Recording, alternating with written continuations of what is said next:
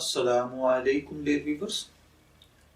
इज़दवाजी जिंदगी के गंभीर मसाइल पर मबनी आपके favourite informative channel metal life से मैं हूं प्रोफेसर शब्बीर अहमद।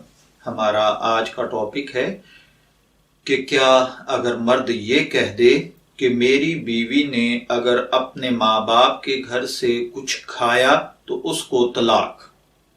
ये एक सवाल है जो पिछले दिनों एक फैमिली के साथ ये मसला पेश आया। उन्होंने ये पूछा है, वो कहते हैं कि किसी बात पर एक भाई जिनका नाम उबैदुल्ला है, उनकी अपने ससुराल वालों के साथ सख्त नाराजगी हो गई। अब कुछ लोगों ने इनके दरमियान आकर मेल मिलाप करवाना चाहा, तो गुस्से की हालत में उबैदुल्ला भाई दो अफराद की मौजूदगी में ये अल्फाज अदा कर बैठे कि जिस दिन उसकी बीवी उनके घर यानी अपने ससुराल यानी इस आदमी के ससुराल, उस औरत के घर वाले, उसके माँ बाप, अगर वो उनके घर का खाना खाएगी तो मेरी तरफ से उसे तलाक है। अब ये जो दरमियान में बीच बचाव करने वाले अफराद थे, जिस रोज उस औरत के घर वालों ने यानी जिस दिन उन्होंने ये बात सुनी, उन्होंने उसी वक्त इसकी बीवी को अपने वालिदैन के घर, जो कि वो नाराजगी की वजह से जा चुकी थी, वहां खाना खाने से मना कर दिया। अब सवाल ये पैदा होता है कि आया उबैदुल्ला की बीवी अपने माँ बाप के घर का सारी उम्र कुछ नहीं खा सकती, और अगर कभी भूले से ही खा लिया तो क्या तलाक वाक़ई हो जाएगी? क्या ये शर्त किसी सूरत खत्म हो सकती है?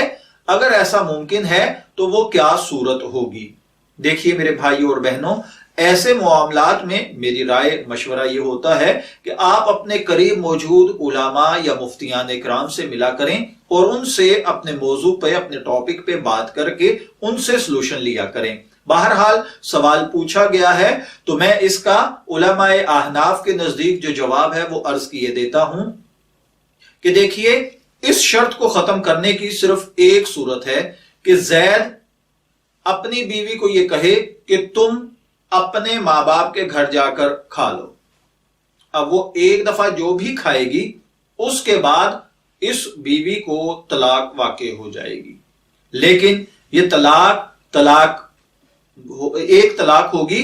अब इस तलाक की इद्दत खत्म होने के बाद औरत अपने वालिदैन के घर का खाना खाकर इस शर्त को तोड़ चुकी है और अब इसको एक तलाक वाक़ई हो चुकी है। इसके बाद जैद अपनी बीवी से इद्दत के दौरान या तो रुजू कर ले या फिर उससे दोबारा निकाह कर ले, तो ये इसकी शर्त भी खत्म हो जाएगी और इसकी बीवी दोबारा इसे वापस भी मिल जाएगी। बहरहाल मेरी रिक्वेस्ट ये है कि प्लीज ऐसे अल्फाज मुंह से निकालने से पहले सोचा करें कि हम क्या कह रहे हैं और इसकी कितना बड़ा नुकसान हो सकता है। मैं दुआ गो हूं कि अल्लाह ताला हमें ऐसे अल्फाज से महफूज रखे और घरों को टूटने से बचाए रखे। इजाजत चाहेंगे, फिर मिलेंगे किसी नए टॉपिक के साथ। तब तक के लिए अल्लाह हाफिज।